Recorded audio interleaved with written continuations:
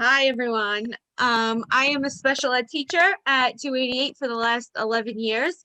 And like Miss Simpkins said, I don't live in Coney Island, but that's my neighborhood now. Like, I feel like I'm a part of that community. And I love the kids there like they're mine. And the thought of them going into a building every day where their safety isn't guaranteed, like really upsets me. The idea that our school safety agents are policing the kids rather than doing everything else for them is just absurd. Like, if you ask any of our students, they're going to say they know that Miss Simpkins and Miss Partita are where they go when they're upset, when they need to talk, when they need something. Even if they graduated 5 years ago, they know they can come to the door and have a person to talk to, have somebody to help them.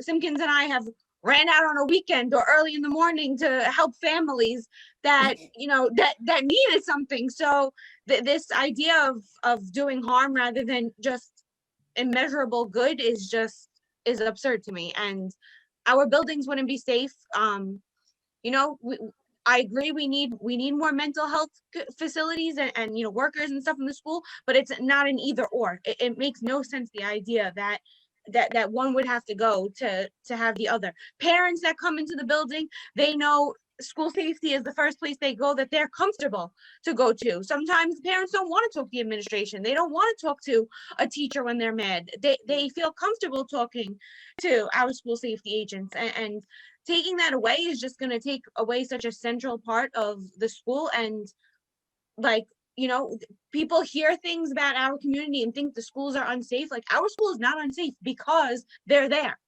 Like, if they weren't there, how do we know what's going to happen? How do we know who would come through the door? How do we know if there is a kid who was upset and brought something to school? What would happen?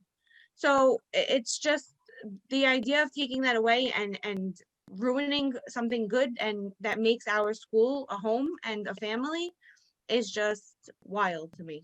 And it can't happen. Good evening, everyone. This is Wise. I worked out on Staten Island. I came from the Bronx East. I was out there for about 14 years and then transferred to Staten Island. My thing is, when I saw the city council meeting, I wasn't shocked. I wasn't upset. I knew what it was. It was all set up. Even the kids they had speaking, you could tell most of the stuff was written for them to say. So it wasn't anything sincere. Some of the people were very condescending towards the agents, and I really didn't respect that. My thing, I told Jamani Williams, is he had the opportunity to speak months and months ago. And I told him back then he should have spoke directly to the agents and found out what was going on, what we did, how we went about our day, how the kids perceive us, how the teachers and the administration perceive us. There's like everybody already spoke and said what's really going on. There's so many hats that school safety wears. We are everything in those schools. And most of the agents go above and beyond for what they have to do. I've seen agents come out their pockets to buy kids coats, to buy kids shoes because their shoes were messed up and it was cold outside. We treat them like family, and a lot of the kids know that. So when they came out and they were saying all this nonsense about school safety, like I said, I knew what it was. They were using school safety as a scapegoat. We know we're not cops. We know we're not patrol officers.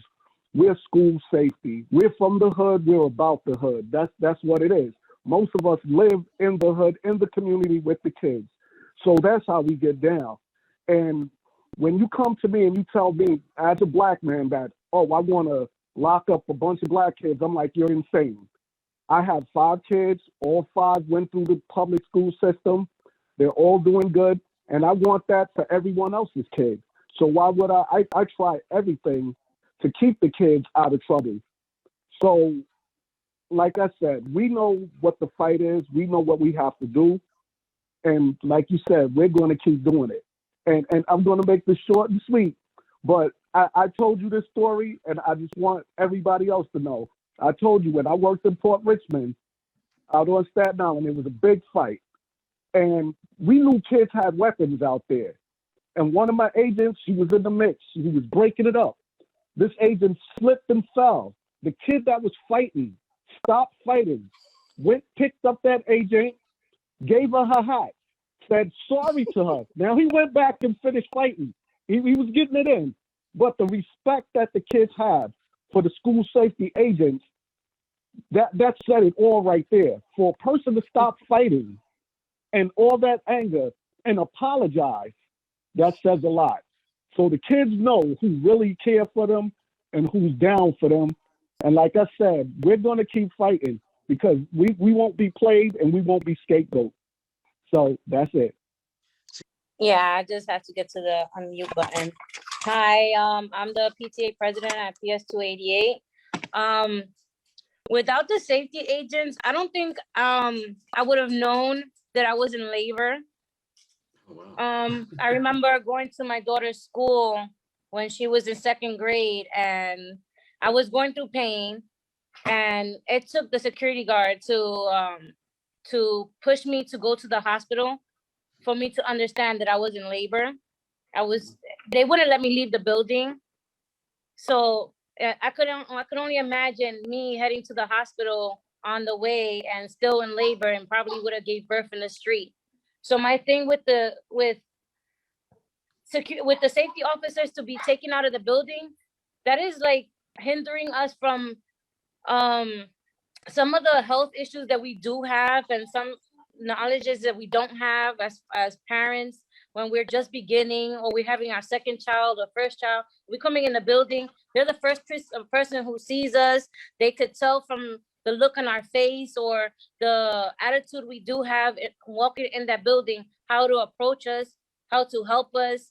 I know that even in high school, I went to one of the rough high schools in the Bronx, Evander Child, and like the first day of school would probably be the most craziest day for some of the students, seeing the violence. I remember one kid getting stabbed in a school bathroom, and the first people to respond is the safety agents. So to take them out and to hear that, I was so angry because I know so many incidents that happen, and the first people that do respond is safety agents.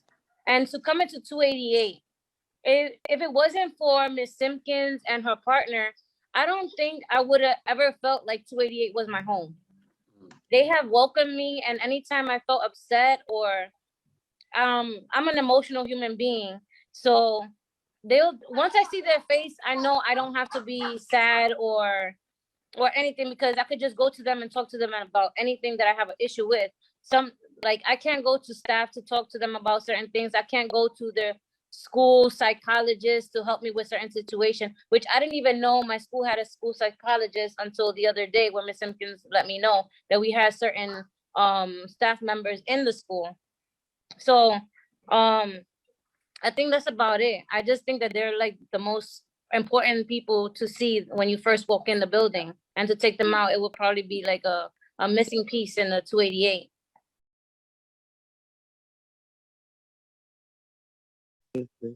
Can y'all hear me? Hey, Yes, Kim. ma'am. Hi, how y'all doing? I'm Agent Scott. I'm from Brooklyn North. I have 24 years on the job. And I was very upset when I heard this because, first of all, mostly everybody that spoke covered everything.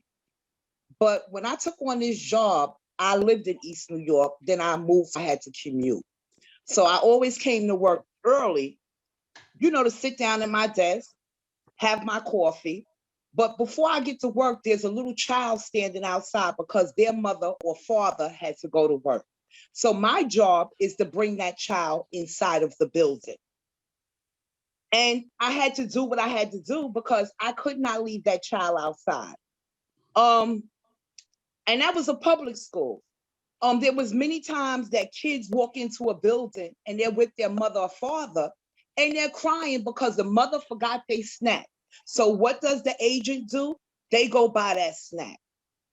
We have bought clothes. We have done beyond the duties.